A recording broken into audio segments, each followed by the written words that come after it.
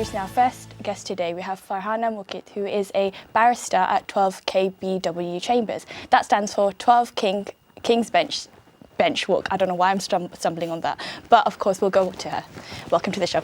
Assalamu alaikum. Thank you for having me. Very welcome. And how are you today? Alhamdulillah, I'm good. How are you? Alhamdulillah, I'm good. So tell me a little bit about what you do at the moment. I'm, as you said, a barrister at 12 King's Bench Walk. Yes. I specialise in civil law, so personal injury mainly. And as a barrister, I spend a lot of my time going to court, but also drafting paperwork. Right. And I understand you were called to the bar in 2013. Yes. So that's a long time. So what made you want to become barrister? There wasn't actually a defining factor as such that made me want to become a barrister. I'm first generation British Bangladeshi. I'm the eldest in my family. And my family, I didn't come from a background where my family had gone to university or anything. So there wasn't anyone in particular that I looked to and thought, that person's become a barrister, I want to follow them. So during my A-levels, I was head girl. I don't know if you know what that is. It's when you've got a team of prefects underneath you, you represent the student body, and you spend a lot of time kind of fighting for the students against the teachers. And It was the teachers that said, I think you'd be a good lawyer, you should give it a shot. So I went on to do my LLB, I studied law, and I got a first. I thought, alhamdulillah, yes. And I thought, okay, maybe that was a fluke. I'll try, I'll give it another shot. And then I did a master's in law and I got a first in that as well, a distinction. And it's at that point that I thought, okay, you know, the bar or the solicitor route is that's the choice you have to make. Which one are you going to choose? And the difficulty with the bar is once you start the bar course, you only have 5 years, as you of course know, within which to secure a contract as a barrister. And if you don't secure it within 5 years, you know, you'd have to do that training again. Yes. And it costs around £20,000 for a year. Of money, yes. So it's a lot of money. So it was, you know, am I going to take this gamble to become a barrister or not? And alhamdulillah, I was offered a scholarship, both from my university, UCL, and from my inn, Lincoln's Inn. Alhamdulillah. Yes, alhamdulillah. So after having that investment in me, I was like, right, you know, I'm going to pursue the bar. So it was kind of those events, my teachers at secondary school, and then getting the scholarships that really kind of shaped me towards that. Of course. And going on from that, what was the support like from home when you made that decision? You know, I want to be a barrister. What was it like? My parents were, what's a barrister? they had no idea. I think my mum was just waiting for me to finish studying so she could get me married. She was like, what kind of degree is this? You're just studying forever. Yes. And I don't think they quite understood what I was studying. As I mentioned, I was the first in my family to go to university to study at all, really. Yeah. So to do a master's, to do the bar course, they couldn't really wrap their head around it. And it's only really the day I was called to the bar and I put on my wig and I put on my gown and my mum was like, burst into tears. She's like, oh, this is what you've been doing all these years. So, yeah, they were supportive, but I don't think they quite understood it at the time, really. Of course. Now, to what extent would you say your academic achievements influenced your career path at that point? I think academia, especially with the bar, it only gets you halfway up to that journey. Yes. Because in order to be a lawyer, you have to be academically brilliant. You have to be. Yes. But what's distinct about the bar is you also need to have a number of other qualities. You need to be able to have the confidence to speak in front of a judge if you want to pursue the criminal bar, to be able to speak in front of a jury. You have to have skills of persuasion to be able to persuade them that your case is right. And you have to have sheer resilience as well to kind of withstand scrutiny, to get told off by a judge and keep going back for more. So yes, academia shaped part of the journey, but I think the rest of it was shaped by just life experiences, whether it was doing work experience with barristers, shadowing them around court, seeing if this is for me, or as I said, having teachers kind of say to you, I think you've got the skills that you need. Of course, and that reinforced obviously the idea that you were right for the bar. Yeah. And that said, of course, I understand a lot of students I've spoken to, at least, they don't have the chance to go outside and do mini pupilages. I mean, they're unpaid work. So what can students do to sort of work on those sorts of skills that they need at the bar? That's a great question because, as I said, you can go to university, you can get a first class degree. Yes. And I actually sit on the pupillage committee, so I look through CVs.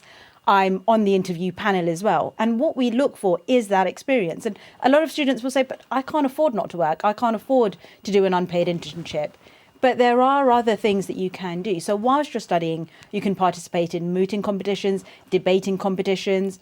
In terms of paid work, there is paid advocacy work that you can do. I believe county court advocates, Yes. LPC law, it's not paid very well.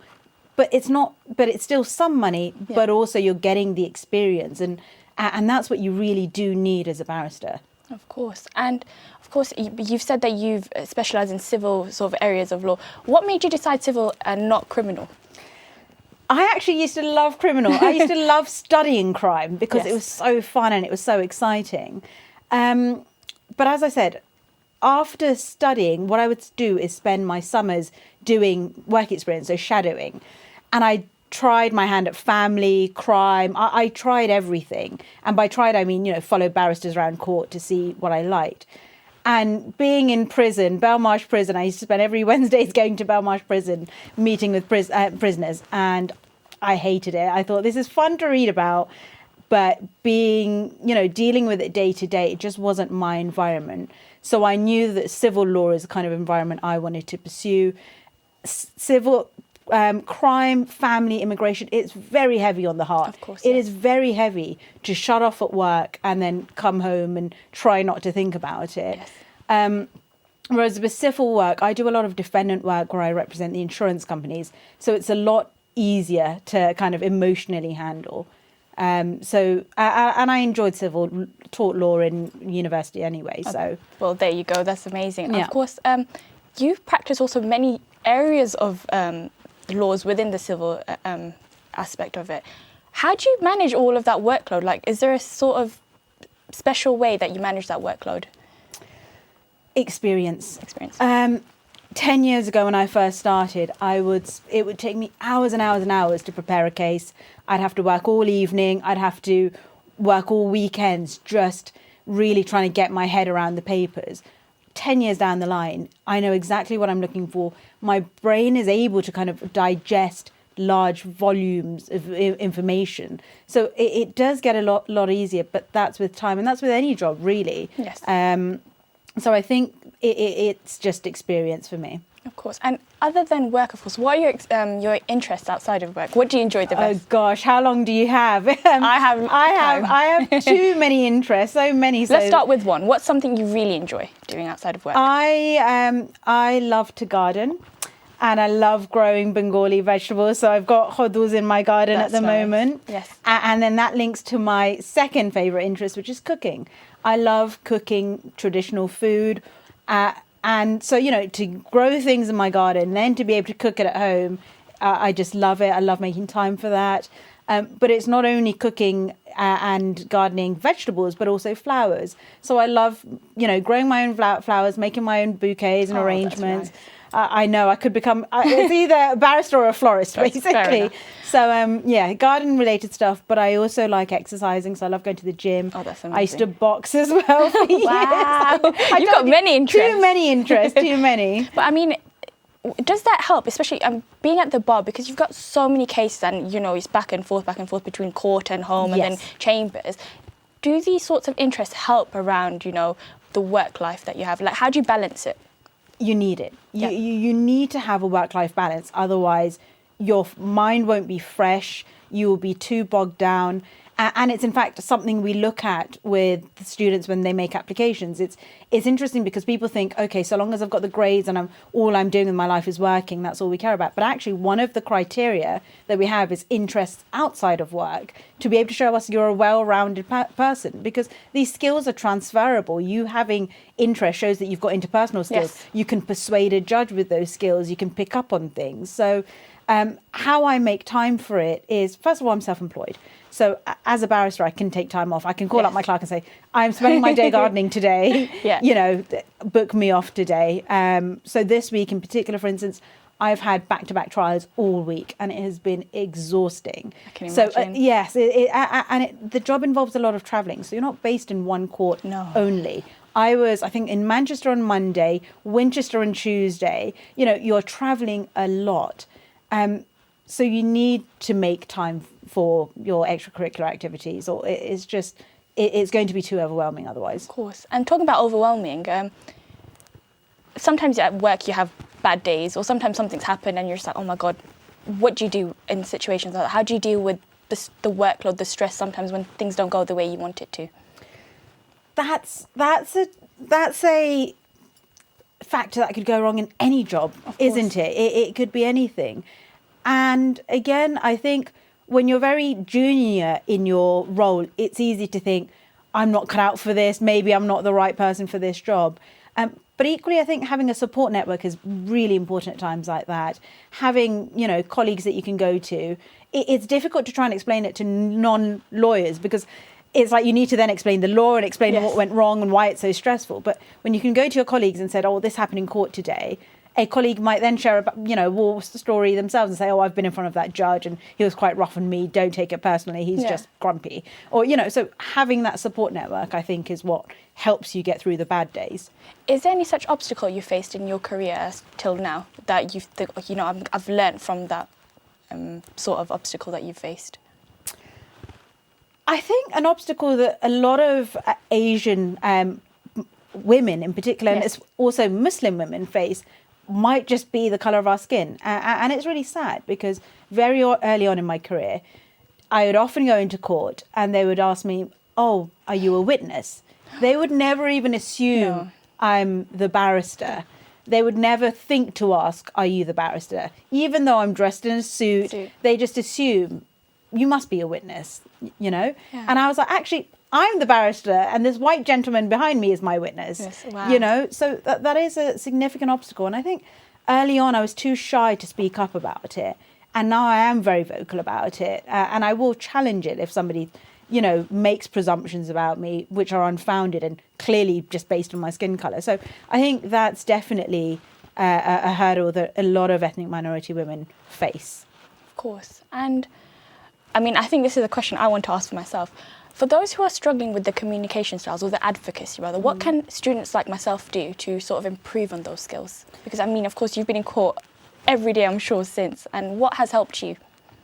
So there are a number of things I would recommend. First of all, mooting helps. Yes.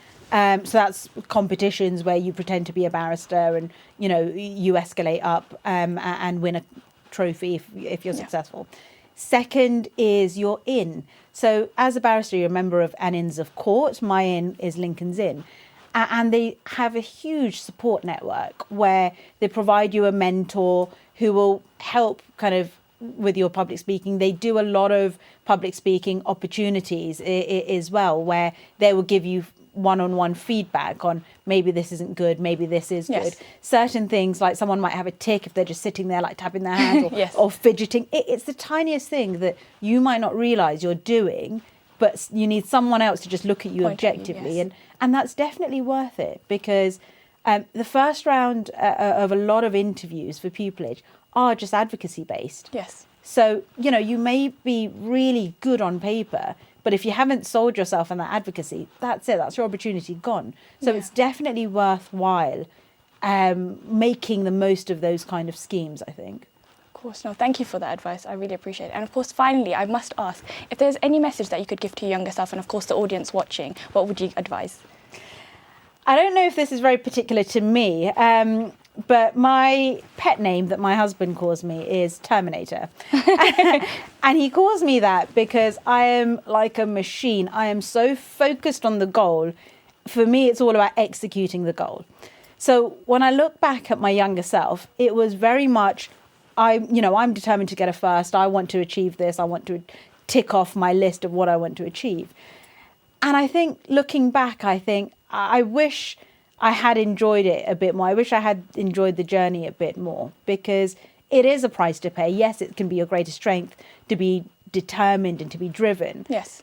But equally, that youth that you have, that time that you have as a student, for instance, the carelessness, that you won't get that time back. So it's really important to enjoy it. And I think particularly in this day and age where there is a focus on mental health, mental well-being, I think it's very important to kind of, I wish I did take a bit more time for me. And I try to do that now, in fact, which is why I have my gardening days. And which, of course, I wish you best of luck with that. And, of course, I would love to see the flower bouquets and everything else. Yes, I'll bring you on next time. Inshallah. But thank you so much for being on the show today. My pleasure. Thanks for having me.